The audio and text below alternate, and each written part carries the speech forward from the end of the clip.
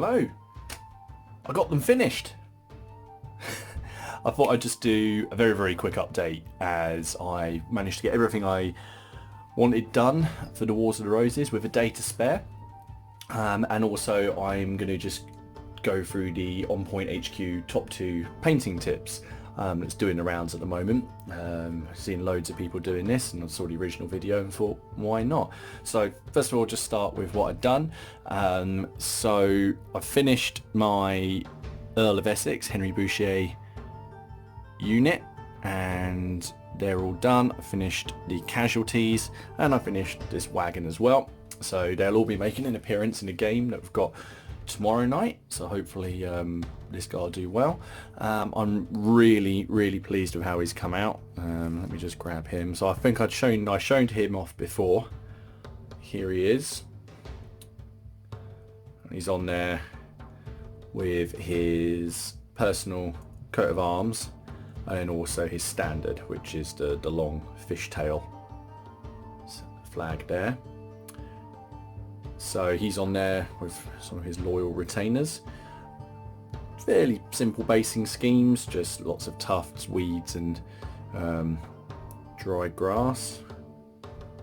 And then to go along with that we have some more of his knights. Now these are the ones that I made out of spares.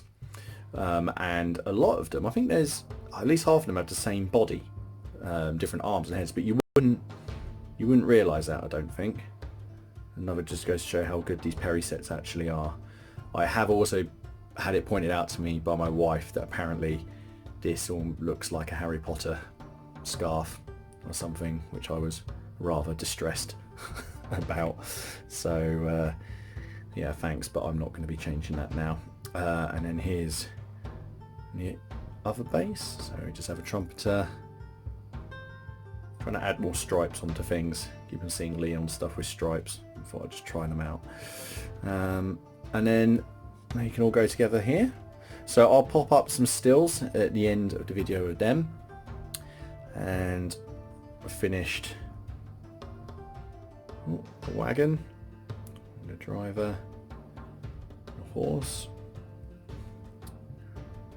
So this was meant to have the Casualties in it, but I'd rather use those as casualties and then use this just as an objective marker or as a supply wagon.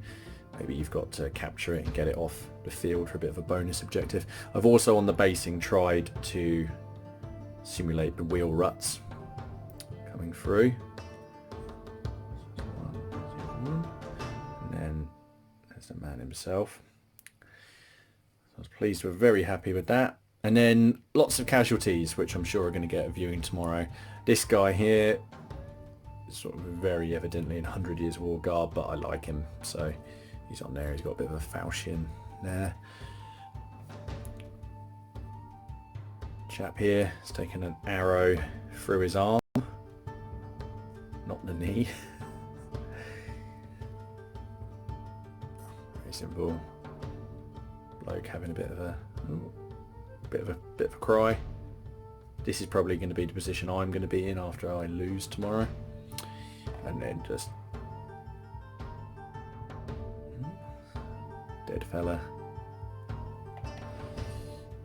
This one here with I've added a Burgundian shield onto, just so it kind of fits in a little bit more with my army. These two. These are the ones that were meant to go in the back of the wagon. But I like those can just represent a pair of casualties. And then the one where the head was so blatantly 100 Years War, I cut it off and put a spare head from all of the Wars of the Roses stuff on there, so I have got a decapitation, but I've tried to not make it too gratuitous, while still being, you know, a little bit realistic, hence the head's here and not miles away. So yeah, so I'm really pleased with them. So we're going to be doing a battle report. I've more or less decided on the way we're going to do it. I've watched loads of battle reports recently where sometimes people just summarise every turn. You don't get to see any of the dice rolls. I am going to try and show the dice rolls. What I'll probably do is do a time lapse through the command phase and the movement, and then slow it down back to normal speed for the dice rolling and the shooting and the combat. and then we'll see how it goes, but it might take a little bit of editing to put together. So the first time, so when you guys see it, please be gentle. And now the On Point HQ top 2 painting tips.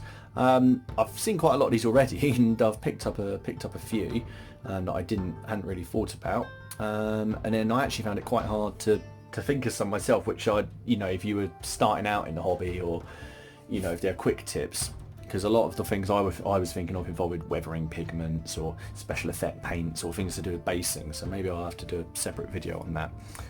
But I want to, and my first tip would be, when you're painting, to use a brush appropriate to the job that you're doing. So when I started painting, which was around about 1995, I would just use the detail brush for everything, and then I'd wonder why my brushes were getting manky, and it also took ages to do things. So these 2 brushes here are my workhorse brushes. Obviously you can see they've got split ends, but these are just the ones I use. This is just a GW starter brush, and then this one is a size 0 brush that's just seen better days. All of the base work on all of these models was done with the big brush, and it's just so you're getting on the paint quicker. You're not mucking around with a detail brush trying to get big swaths of paint on there, which are then drying out before you get the next coat on. And also you're not ruining your expensive detail brush on on large areas. I don't even want to think about painting that cart now with a little brush. And then that's when you can get the precision brushes out, when you want to do your detail work, when you want to get the insane detail of the brush that you actually look after quite a lot. So that's my first tip, is use a brush size appropriate to the job that you're doing. Use bigger brushes for bigger areas, or if you're base coating an entire model in silver or just use a bigger brush. Water down your paints, get them on there. And then that's my second tip, would be, as far as possible, use a palette. Now this is mine, I've just finished, so it needs to go and have a bit of a clean. It's just a normal tile. I think I found a stash of them somewhere and I just used them, or one of my mates gave me one. It cleans easily, and just put your paints on here and thin them out, and just add some water. Even if you're using those contrast paints, they're designed to be used out the bottle. I started using them from the bottle, and I think when I've done any of these painting tutorials, I've said to do it out the bottle for speed. But to be honest, you should probably still take them out and thin them down slightly. So once you've done that, you can get going. Anyway, that's my 2 tips, and I hope you're all well. I'm going to keep this one short. Hopefully the next video will be the battle report that we have going from tomorrow. Anyway, I hope you're all cool. I'll see you all again soon. Cheers.